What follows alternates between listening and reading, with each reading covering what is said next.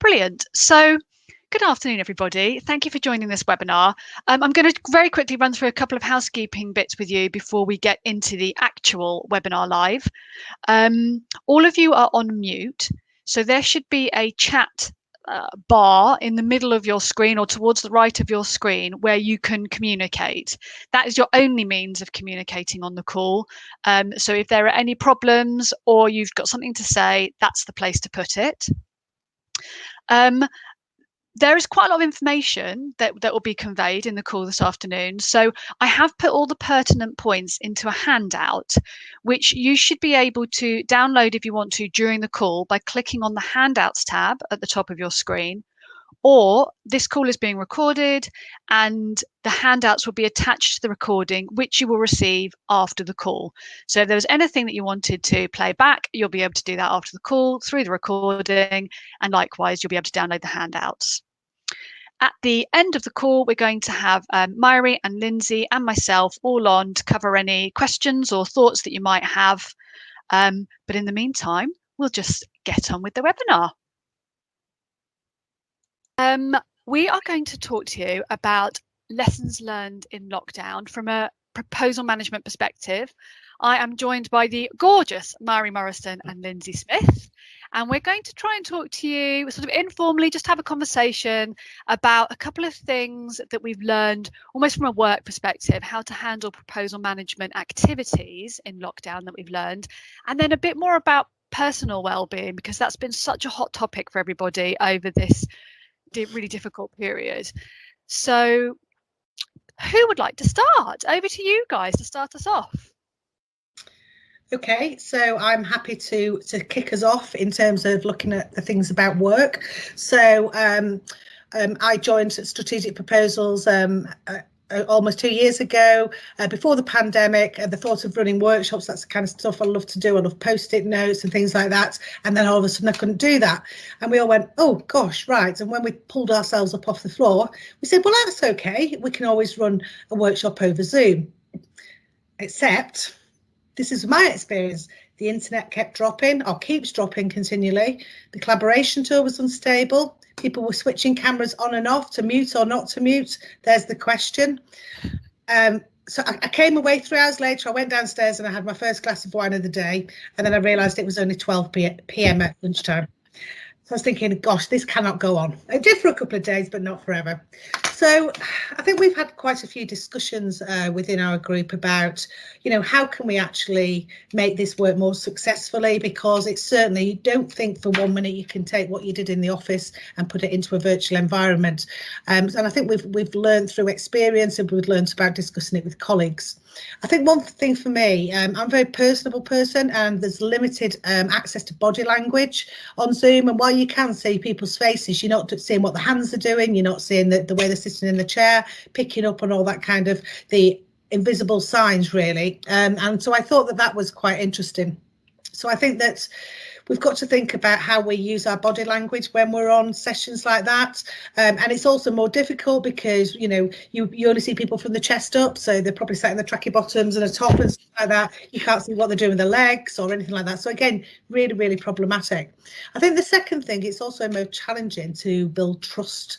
You take away the physical element and you're not having that sort of one-to-one with people, and you lose that sense of personal relationships, which in leading teams has always been absolutely critical ingredient.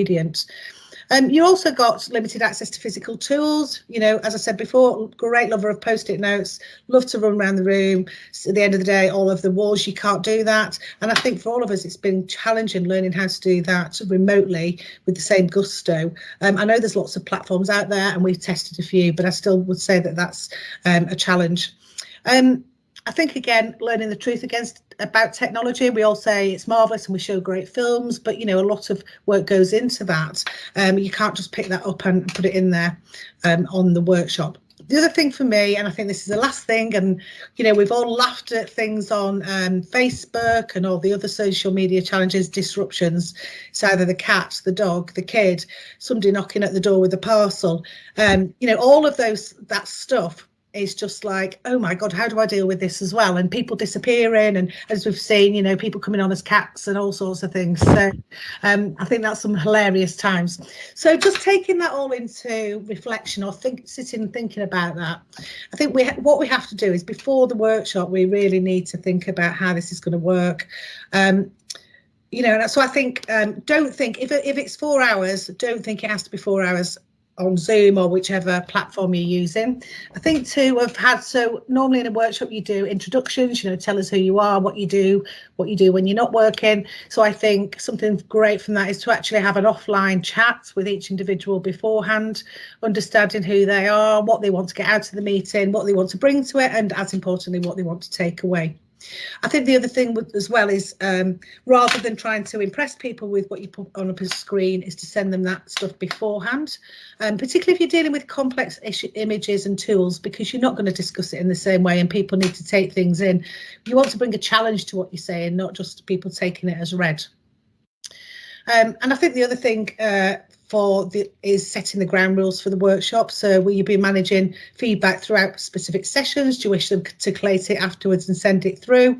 All simple questions, but things that we didn't think about. So just some tips on during the workshop. I would say start with the outcomes. What do we want to get out of the day individually and as a group? I think sometimes throwing in a fun icebreaker. I remember running a workshop on a big bid I was doing, and we did Super Monsters. The theme was about David Bowie and the fact he was the master of invention, and we did scary monsters and super creeps and goblins, and we all had to run around the room and kill people and stuff. Obviously you can't do that online, but I think if you can create a little bit of fun at the start by doing something, or even, you know, tell us 1 per 3 things about yourself, it starts to build that relationship. That is what we're trying to do. Also, just try to utilise breakout rooms. I say that, you know, I think at first everyone was like, what we're doing here, what we're doing there, but I think they're actually becoming more common. People are much more comfortable in them, and people quite like going off into little groups and discussing things. And also you can compress more into the 3 hours than you would have done all sitting around a big table talking about it. Would you still do a meeting as 3 hours? Do you think that's doable online? I think if it's a storyboarding session for a bid, I think you would have to, because you know, you only have limited time. So if we had the luxury, well, no, I wouldn't, because he wants to look at a screen for 3 hours. But the reality is the timelines haven't changed on bids, albeit, you know, we're doing it in a different way. I think with 3-hour meetings, even 2-hour meetings, you can still have a 5-minute break every hour or something, and you know, get yourself away from the laptop or the PC and then come back. So also, you know, you can't split it up, or you go into a breakout room and then take a 5-minute break, or, you know, there's different ways of doing it where you can't still do it, so you don't feel like you just sat there for 3-4 hours at a time. And that's the practicalities, you know, people do need to have a loo break and grab a cup and that kind of stuff. So, you know, I think that's a really good point, Maury. I think that probably if you want to limit it, you probably have to what's called create a parking lot, where there's issues that you could spend the next sort of hour talking about and really key. But I think you have to say, OK, that's a fabulous idea. I think we need to park that, and we need to run a separate session to look at that kind of stuff. So that's the I mean, it all sounds very simple, but there's just some things that I've learned throughout this pandemic about how to do that. And then I think particularly, you know, at the end of the day, you'd always have a muck up, wouldn't you, and how everyone's feeling and stuff. So I think you need to do that. But I think, again, reschedule that, do it after the workshop. So ask for feedback, whether that be individual calls or whether it be a questionnaire, or people just, you know, drop you some ideas down. Ask for ways that people feel you could have improved the session. You know, feedback is the breakfast of champions, and I think sometimes we forget that. So it's not a criticism, and I think that's a great thing to be doing. And I think also genuinely always thank the people and follow up with them, just to say that, whether it be by a note or a quick call, because I think, you know, again, because we're not having that human interaction, and you would thank everybody and talk about it. Again, it's just creating that more of a team, I think, something like that. Brilliant. Wow, loads there.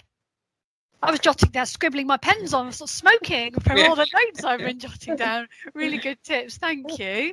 No problem. What do you think, Mary? Yeah, I totally agree with Lindsay, everything she said. A couple of things that I would add. When it comes to Lindsay's love of post-it notes, I'm exactly the same. And then not having that facility is kind of hard, especially if you're having a kick-off meeting and you want to get everybody's ideas.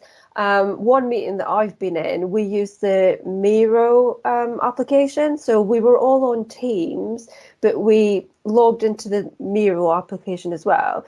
So we could see you had like a little cursor and it had everybody's name beside their own one.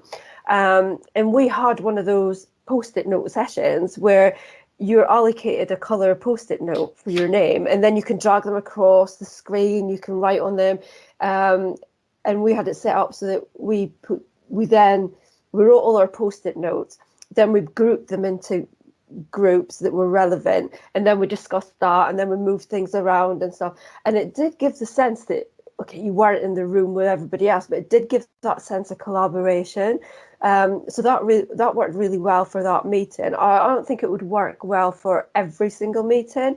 So I think with the whole technology thing, I think you have to look at what's out there and what would be best for you to use, whether it's Zoom or Teams or this Miro thing or a different whiteboard thing that gives different facilities.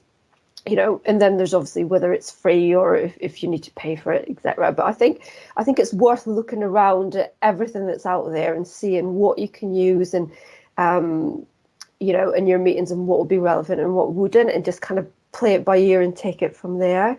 But I like technology, but I'm quite scared of it as well. But I think because we've had to go online and do everything, it does kind of open you up to thinking, oh, maybe this would work, or and it's kind of trial and error, and probably you probably want to use it before you do the meeting so that you know that it works. But yeah, I think it's worth having a look at what's out there.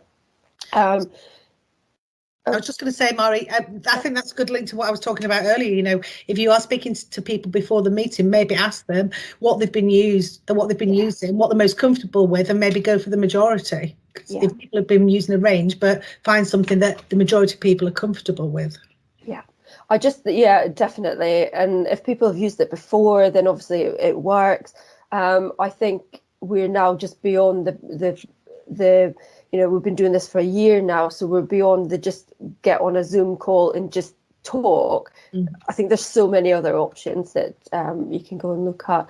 And I think as well, that whole collaboration thing, what I personally find difficult is being on a call with a lot of people and being able to be heard, because a lot of people don't want to talk over somebody else, or there might be a few people that are extroverts and they will talk a lot and they've got a lot to say, and then you're waiting for that kind of pause to chip in, and there's never that pause.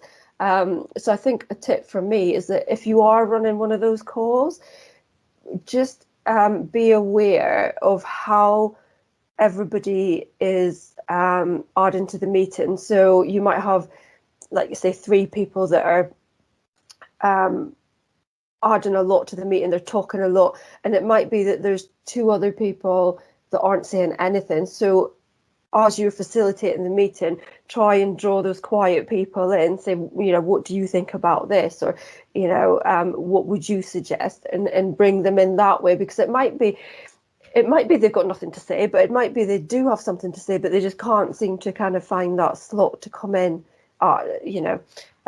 which is usually me. I'm usually sat I would be in the corner of the room if it was a proper meeting and a proper face-to-face meeting, and kind of being quiet. But usually I've got something to say. I could just never find that kind of slot to come in and say it. And usually when there is a slot, it's then too late because you're on a different subject. So I think I'm the one that never stopped talking. So I think if you're facilitating a meeting, just make sure that everybody has a chance to say anything that that's needed. So that was just a tip. Which a good facilitator would do in a normal situation anyway. Yeah, definitely. Yeah, that's a really good idea. So it's about, feeling like you can have or should have some structure, making sure that you've met and sort of introduced yourself to everyone first. And yeah, it's a really good tip, that thinking about what they've used before what applications they're familiar with, comfortable with, and then going with the majority. Great idea. Fantastic. And what then about, as I said at the beginning of the call, sort of the hot topic around personal well-being? I think lots of people have got different things that they found have worked for them, but there's definitely some common themes, I think, coming out. What have you guys found has worked to help to sort of reset you and keep you balanced over this tricky time? I think for me, it's things have changed throughout the years. So some things that worked for me at the beginning don't work now. And I found some new ways of dealing with things. And then I think people go through stages where at the beginning it was all like, oh, you know, we get to work from home, we can do this, and you get more time with yourself and more time with family and stuff. And then you get to a stage where it just, I can't stand any more of this. I need to do something different. Like Christmas ever, isn't it? Yeah. And you know, I'm at the stage now where I actually enjoy. At the beginning, I enjoyed quite a lot of time on my own, and now I just hate it. I did a lot of walking. And I think everybody's done a lot more walking and things just to get out of the house. And I think that's the thing that I want to bring across is that we do run into this whole issue of, you know, we can be very busy at work, very concentrating a lot on what we're doing and forget that we should actually be getting some fresh air at some point during the day. I've seen me sat at my laptop from early morning till quite late at night and thinking, oh, I should have walked somewhere. And then I look at my watch and it's I've done like 500 steps during the day, which is ridiculous. And by then it's too dark to go out for a walk. So I think for me, and I'm going to concentrate on walking because it's been proven, there's been a lot of research that it does help your well-being. It does improve your mood, it can lower stress, and obviously it's good to get physical exercise as well. So I suggest that you factor in time for a walk each day. So for me, I put it in my diary, in my calendar, that I need to go for a walk. I usually shift it every day, but I do try and get that walk in every day, even if it's like at the beginning of lockdown, I would go for a 5-mile walk, whereas now sometimes it's only a mile round the block and back in. And a mile for me, I live at the top of a very steep hill, so I have to come back up the hill. So a mile is sometimes it can be quite tiring. But again, if I found that I was doing the same walk every single day, I was like, oh, here we go again. And then it just got really boring because I thought, right, it was more like a task rather than let's go and enjoy fresh air, you know, see the sun, walk in the rain or whatever. So I have some suggestions for how to make it different. So if you go on the same kind of walk every day, try doing it in reverse. So not walking backwards, but reverse the route. You could try that as well. But, Now there's a tip. But if you reverse the route, you're actually looking the opposite way. So you might see things that you hadn't seen before, or, you know, little places that you might take a detour. And it just kind of changes it up a bit. And also, if you're walking in a city or a town, instead of just doing that same walk and looking the same way, look up, because you might find that there's statues on top of buildings. There might be, if the sun's out, it could be putting reflections on glass windows that might reflect something else. You just notice a lot more if you look up as you're walking. Another thing as well, everybody's got mobile phones that have got cameras on them. So when you go out for a walk, try and photograph things that you've never noticed before. And if you're looking for things, that's when you're going to notice other things. For example, I've got a big camera instead of a phone one. And I used to go out and I used to take photos of silly things like rust on a drain pipe, or a window frame that had the paint flaking off it and stuff. But these can look quite arty and creative. So try looking for the things that aren't your usual things to photograph. And then also you can set a goal or a task. For example, this is when I get really bored. I'll take my phone out and think, right, I'm only going to photograph things that are red or green or black. just change it up a bit. But again, you start noticing things that you never noticed before, and try and take some RA shots and things. And then a step on from that, if you still get bored with just, this is just a walk and I'm just doing this for the sake of it, one thing that I got involved in is a thing called geocaching. And basically you go online, you find this map of your area, and it's got all these hidden things. It's like a separate world that nobody knows about. So basically you find a point on the map that's beside you, and it gives you a hint, and it will guide you by GPS to about 20 meters to where this thing's hidden. You get a hint, you get a clue, it might be something that you have to solve, and then you go and try and find this thing. And usually it's a Tupperware container that's got some little bits in it and a log that you can log your name and stuff. And sometimes it's got things that you can then take and put in another thing that you find somewhere else, and somebody tracks it. And then you log it online, and on your map it'll come up as a smiley face. And I think there's millions of these things worldwide that nobody knows about. So you can just start ticking them off and getting these smiley faces. It's so simple, but it's really good thing to do, and kids love it. So it's good if you want to take your kids out and do something different. And they have these things called trackables. So for example, I had a little compass that was like a little frog thing, and I put it in one of these Tupperware containers, and it logs where it goes. And my one's currently in California, and it's been across America and Canada and everything. It's gone about 30,000 miles, and I can track it across the world.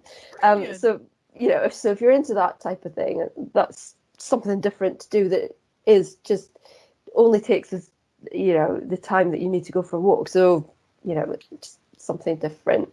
But I think idea. Yeah. But I think definitely try and get out and get some fresh air, get away from your laptop and your house, just get some fresh air, because it is good for you physically and mentally. And I think the tips you've given there really do enable you to sort of cut off from work. So sometimes, it's all in your mind and your walk. I found I went for a walk, but all I was thinking about was work things or things I had to do. It was like I almost needed pen and paper to write a list. But I quite like the idea that you can give yourself a little task to totally divert your attention to something else. Yeah, I think they're worrying that you're not doing the jobs because you're out for a walk. Yeah. I think so. It's kind of, by taking the time out for maybe a 15-20 minute walk, you come back refreshed, and then your mind is back into work mode, and your mind's working better towards work. And I think also as well, I think there's two things about going for a walk. One, there's the whole thing of going for a walk and to forget about work for 20 minutes. And also it might be that you're sitting thinking, how do I solve this issue, like this work issue? And by going for a walk and thinking about it out in the fresh air while you're walking, you might solve it while you're out for a walk. So there's two different types of walk. One is kind of like a work walk and a non-work walk. You're getting good at this, Mari, now. A work walk. Brilliant. Lindsay, what have you found? Well, lots of different things, I suppose. I mean, I very much resonate with what Mari's saying, and loving the geocaching stuff. So that's brilliant. I think for me, so I would have said like go for a walk, but obviously Mari's given us some great stuff on that. So I would say the other one is for me is really, do not work in bed. I think what you realise is, there's boundaries in work and home life, and you'll never have a good night's sleep again. You've got to realise the bed's for sleeping and extracurricular activities, and that's where it has to stay. And it's easy to say, I'll just go back to bed with a coffee and I'll just flick through my emails, and before you know it, it's like 10 o'clock and you haven't actually moved. So I think for me, it's get up, get showered, get dressed, put some makeup on if you're going on calls, even if you've got your jogging bottoms and a decent top on. I do think it actually makes you feel physically and mentally better, doesn't it? Because that's what you would have done in the days of going in the office, and there's something very, there's still something very nice, or if I can remember, about getting up and going somewhere and feeling smart for the day and puts you in a different mindset. I think the other thing is that, I don't know about anybody else, but me is like, normally I'd have my breakfast, have my lunch and have dinner, but they've all kind of merged, or you start onto something, you realise it's 11 o'clock and you haven't had anything to eat. So, sort of making sure you still have your meals. And then the other thing for me is, in the days of the office, if your lunchtime or whenever it was, if you had an hour, you'd go out and get a sandwich, you might pick up something for dinner, you might pick up something that you needed for home. Still go and do that, because I think that we're not doing that, and then we start to feel in our personal lives a little bit disorientated and a little bit disorganized. So I think for the mental health thing, again, take that break out, and go and get what you need. I think the other day is, at the end of the day, just walk away from your office. If I don't know, I have the luxury of having a room which I can dedicate to an office now, but if you can't, if you're working at your kitchen table, move it, put it away. Once you've finished work, put it away, because otherwise you will be tempted to keep going looking at it and get it out the next day. I think we run the risk of long days, but nobody should be working a 16-hour day, regardless of whether we're at home or in an office. Fantastic. Some really good tips there. Again, scribbling down lots of notes. So I'm going to try and make sure that these are put onto some material that people can reference back to on slides or a takeaway. So I'm sure now the three of us are here to answer any questions that you've got on the call, and we'll make sure that you've got all of these wonderful hints and tips that are kind of documented for you to take away.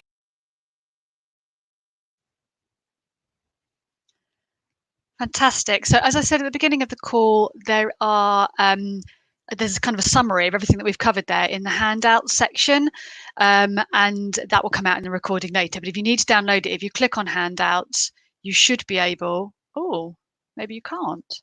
I've just clicked on handouts and I can't see it. I'm going to go and add that. But the handout will come out later with the call. I think we're going to be joined by Mhairi and Lindsay as well. There we go. Just in case anyone's got anything that they want to ask on the live chat, or anything that they particularly think would be useful for us to cover. I think Ross's point there that he's put on the chat about kind of taking the time to talk to other people in the team is a really good idea. And actually, I know someone who was working on a project who was struggling a little bit with sort of knowing what to do, and they got a colleague on their webcam basically more or less all day for like a block of time. They're both doing their own work, but if they had what about this, what about that, they would just ask it through the camera, and that was quite a good idea for them, because they said it felt a bit more like being in the office. There was someone to raise questions to, and that was quite a nice thing to do. But I think touching base is a very good idea. And I'm just seeing Pippa's put there as well that WhatsApp's been really useful for quick communication or informal communication. And I think that's also a very good suggestion for just being able to touch base and sort of touch in with people and make sure they're okay.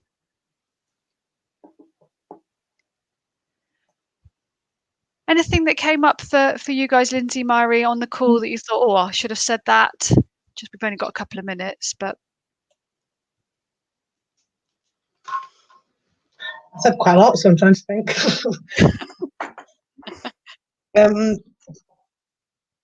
Not particularly. I just, I think we also, just as a sort of general pat on the back to everybody, we shouldn't underestimate, the impact that it's had. And, I can't think of another, since the World War or whenever it was. I know they say this is since the World War. It was actually been, you wouldn't have, unforeseeable, shocking. I think everyone was, when Boris Johnson came on that Monday night and said everyone stay at home, you're not allowed to do this, you're not allowed to do that. I think everyone was kind of in shock. So I don't think we should underestimate how much we've actually achieved in, well, let's face it, it's changed the lives of probably every individual in the country. So, and there is still learning, things are still a bit, dodgy sometimes, things going in and out and people disappearing. But, if we'd have, this was not foreseeable. So I think that, just the basis of what we've achieved is a brilliant thing, and now people are really, getting used to it and learning what's good for them, and potentially, changing the face of industry across the country in terms of where people will want to work in the future, and the impact it's had on the, what the post-pandemic, what is the norm? Is it 5 days in the office? Is it people working from home totally? Is it a split? And I don't think we should underestimate that. And it'd be interesting, just to get people's views on what they what they actually think. Do they think, no, let's get back to normal, I like going in the office, or how many people are actually debating how do they want their work-life balance to look like? Mm. And the cost, people have saved vast amounts of money, particularly people travelling into London daily. They've saved on train fares, they've saved on sandwiches, they've saved all that kind of stuff, and really allowing people to have a lot more freedom over the way that they want to live and work. Mm. And I think that's absolutely right. And just to address Helen's question there that she's put on the chat, which was about kind of bridging the gap between people who are more technologically advanced and those who perhaps aren't, or a bit less comfortable with it. Good question. Yeah. I think it's a really good question. I don't exactly know the answers. I think what I've certainly done, and my example is poor because it's actually with my parents who have been really rubbish at sort of knowing what to do on things, and I did like a little how-to video, how to use Zoom.